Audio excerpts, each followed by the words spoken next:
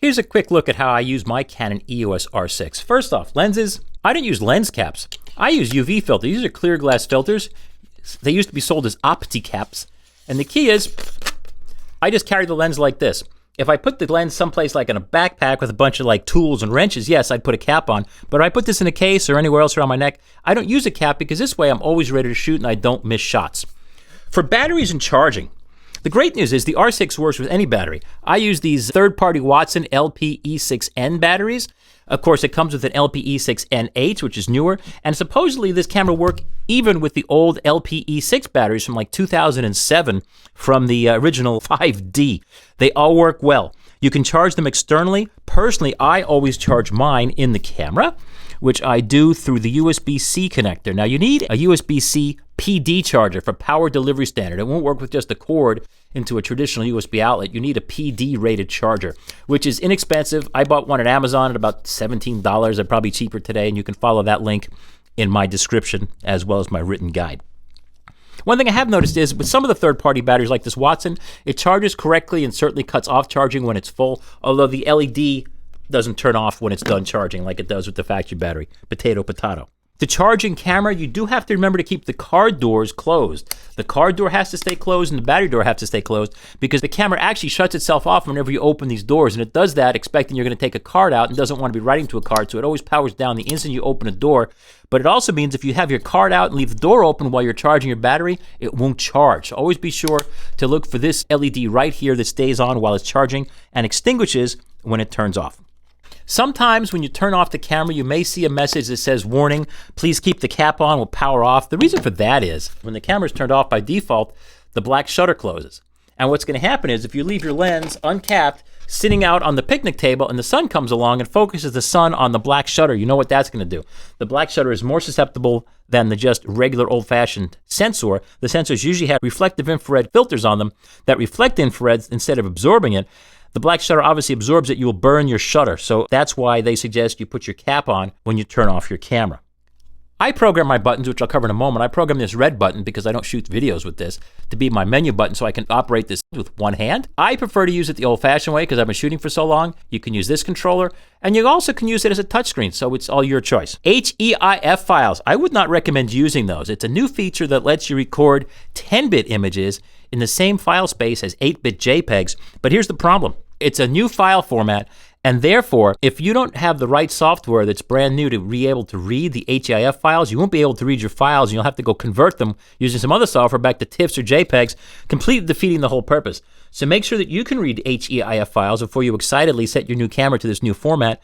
And even if you do shoot in HEIF, make sure that whatever you're going to do with these images, if you're going to submit them to contests or newspapers or websites or try to post them online, make sure that wherever you're trying to send images can read HEIF files because they are not as standardized as they could be.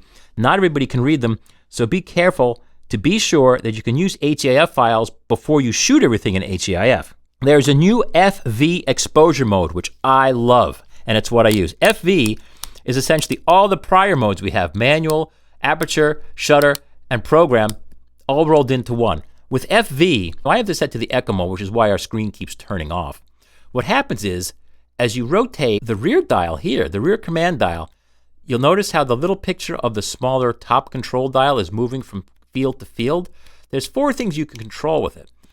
Now, everything is an automatic, and you'll notice that they're underlined. When the value is underlined, that means that it's automatically set by the camera. So once I press the shutter button, now it just acquired those values at 60 to f4.5 at ISO 400.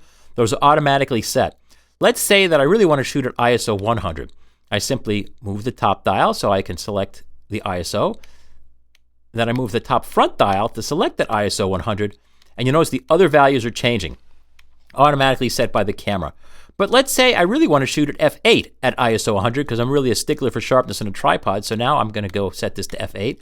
And you'll notice the camera automatically chose 1/5 of a second. Also, you'll notice the picture of the big ring. With Canon cameras, by default, the big control in the back is the compensation, or of course I could do it with the top here. Now that's all fine and dandy, but what happens if you want to reset those to automatic? Well, it turns out, this is so clever, what you do is you hit the trash button. If I hit the trash button now, you'll notice I'm selecting F8. If I hit the trash button, F8 just went to automatic selection, became underlined, but ISO 100 did not. if I just say, okay, I screwed up, I want to get this all back to automatic so I can take my picture, hold the trash button in for a moment, and now you'll notice everything reset to automatic. This is great because from this one FV mode, I can choose any of the modes I want, and I can have automatically set into the other qualities that I want. So it's a quicker way to get to what I want. And here's another trick. I shoot every day. I always set my camera to everything on automatic. Automatic white balance, automatic ISO, automatic slower shutter speed and auto ISO, etc., etc., etc. Because this way, I just let the camera do all the mechanical stuff that it does exactly as I would do the old-fashioned way.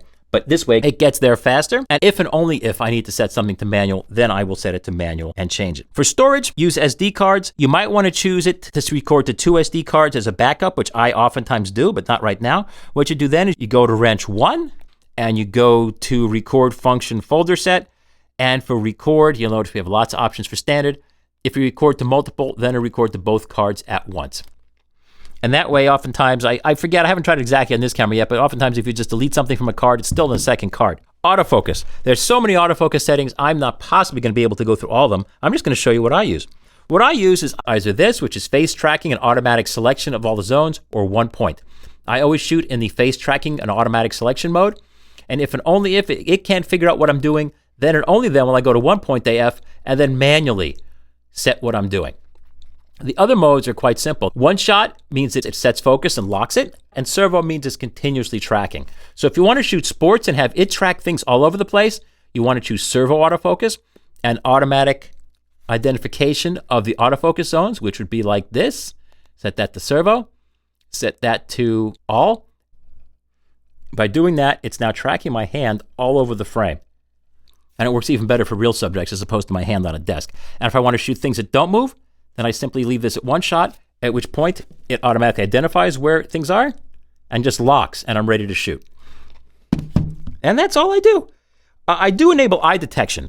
To enable eye detection, the reason it's not enabled by default is it's not really necessary, and it can slow down the camera just a little bit. But if I go to the menu and go to the AF menu, notice every time I press this Q button, it goes to the big color subcategories. If I go to AF1, go to eye detection and enable that, there we go. And that's why it's not enabled by default, because it takes more computer power, which could slow the camera down slightly. And honestly, eye detection is it's a lot of a marketing feature. Face detection, which has been around a long time, usually just gets it right anyway. Manual focus. What's missing on this lens is there's no more manual focus switch. And that's my biggest complaint about this lens. Where you find manual focus now is we go to the AF2 menu, and then we have focus mode, AF, MF. This is so important that I program mine into my menu. Manual focus override. By default, it's sad, but there's no automatic instantaneous manual focus override. So to set that, we go to menu, we go to AF page 4, we go to lens electronic manual focus, and I choose to choose 1 shot enabled and then magnify. 1 shot enabled just doesn't magnify when you're manually focusing. And this way, when you're focusing in 1 shot and 1 shot only, now when you turn the manual focus ring, now you can get instant manual focus override. Otherwise, it just ignores you when you turn the manual focus rings. The image stabilization systems in the R5 and R6 always work together. The internal stabilization always works with the lens's stabilization, or they both turn off. You can't use just one. So therefore, when you have a stabilized lens, you have to use the stabilizer switch. If you use an unstabilized lens, and let me show you, I have my F1 50mm on my EF adapter. And now, to turn the stabilization on or off, it is in a menu. The stabilizer mode selection is in camera page 7, IS stabilizer mode. And it's either on or off, and you have your choice. The gotcha is that this menu will not appear with a stabilized lens. In other words, that menu option simply disappears, so you will have no ability to set it. And the reason for that is, with a stabilized lens, the camera stabilization is always following the setting on the lens. You'll notice now with a stabilized lens, the stabilization option isn't in that menu except for digital stabilization, which is a different kind of stabilization for movies. To get a live RGB histogram as you're shooting, which I consider to be critical to getting exposure correct before I take the picture, you have to enable that. Go to Menu, Camera 7, Shooting Info Display. Then for histogram display, please select RGB. If you select just brightness, you get a useless. That isn't telling you anything. Notice, here's a quick class on how to use the color RGBs. You'll notice it looks like a good exposure. In fact, I can even add some exposure here. You'll notice the histogram says it's fine, but this is an awful looking image. Look, it's all washed out and off color. It should look more like that. That's why you have to go into Menu, Shooting Info Display, Histogram Display, RGB. You have to choose RGB if you're using color.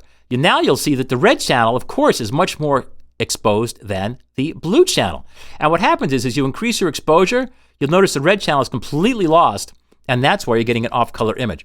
You also can control the size of the histogram. I find that this histogram is more than big enough to see the histogram. You also can set it to a larger display, but then good luck seeing any of your picture.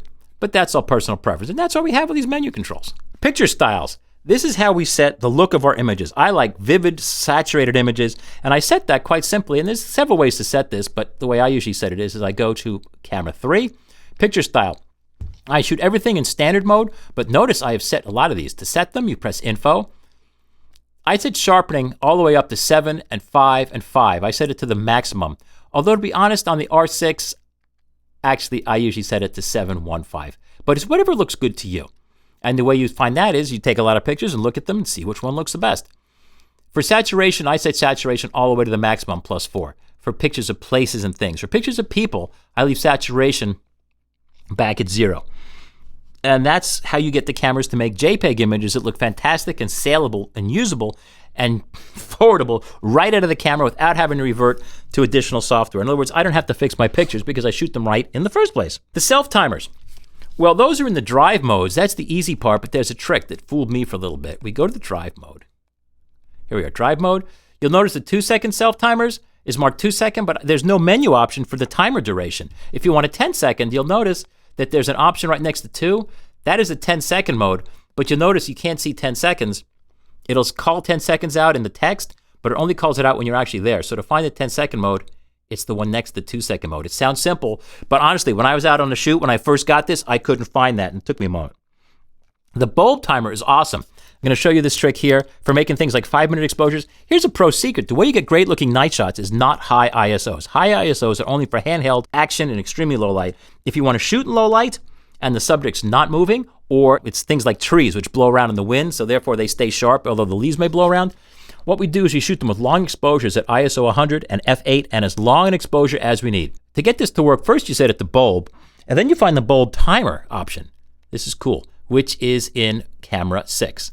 If you're not in bulb, you'll notice that that's grayed out. So I set camera and bulb. And again, I have my menu button programmed to be this button, so I don't have to hit this button. I can do everything with one hand. Bulb timer, enable it, and then set the time. Info can set the details. Let's set this to an hour. Now when I press the shutter in bulb mode, notice it's also set to self-timer, which is good. That way you don't need anything. In other words, this camera is going to make an hour-long exposure. And I can go take a nap, have a sandwich, call my friends, edit some photos, make some money, cash some checks from sales of images, or do whatever I have to do. And it's just going to keep on going. I don't need a remote control. I don't need to use my watch. I don't need to set my timer on my iPhone to wake me up in an hour. No, it's just going to go. And this is a beautiful thing. Now, of course, if I don't really want to make an hour exposure, it's usually I can just press the shutter button again. Yeah, and it cancels. And of course, it's completely overexposed. That's what I expect. That's a beautiful thing. To select the shutter, open or close the power off, that is at menu wrench page 4, simply called shutter at shutdown, which you can have your choice of either open or closed. Weird noises. Because of the sensor shift stabilization, this camera usually rattles around like it's broken. That's the sensor wobbling around inside, and that's perfectly normal. Don't go return your camera to Canon. For whatever reason, the sensor does not lock down when you turn off the power. I wish it did, but too bad it doesn't. And so that's a normal noise. For lenses, I didn't even cover. Of course, RF lenses, I love this 24 to 240. It pretty much does everything I would need to do and focuses almost instantly. But with this control ring adapter, or just a regular EF to RF adapter, I like the control ring adapter because it gives me an extra control ring, but that's just me. You can either get one for each lens, or just stick it on your camera, and now you can use every lens Canon has made since 1987, and it works flawlessly. Here's a 50mm f1.0 which you can't get from any other brand for full frame, and it works just great. You have the entire library of Canon lenses available to you with the EOS R cameras. Much better than Nikon, whose FTZ adapter only works with about half of the lenses Nikon has made. The other half won't even autofocus or properly transfer data. So that's it. If you like what you're seeing and you find these videos useful, of course you can subscribe. But the biggest help, and I should say also the biggest reference for everybody, is these videos I do for fun. If you really want the complete scoop and get more details and everything written out, go to kenrockwell.com. That's my website. That's where this is all covered in more detail and kept more updated than I can possibly do here on YouTube. And if you like to support what I'm doing, using the links from my website when you get your gear or using the links in my descriptions is what supports me, is by you using those links. It doesn't cost you anymore. And they're only to places that I support and I have personally been shopping out myself for at least 20 years. And in the case of Adorama and B&H, who are the ones that sold me this camera, I've been shopping at either of those guys since the 1970s, as well as from Crutchfield since the 1970s. I recommend those folks because they're who I use, and I've used them for decades because they've offered me the best service and the best prices and the best availability of products for all those decades. So please, if you support them, you'll be very happy that you finally bought from a great store, as well as probably save some money. And you've also supported me to do all the stuff that I do to help you guys. So thanks again for watching KenRockwell.com here on KenRockwell.tv.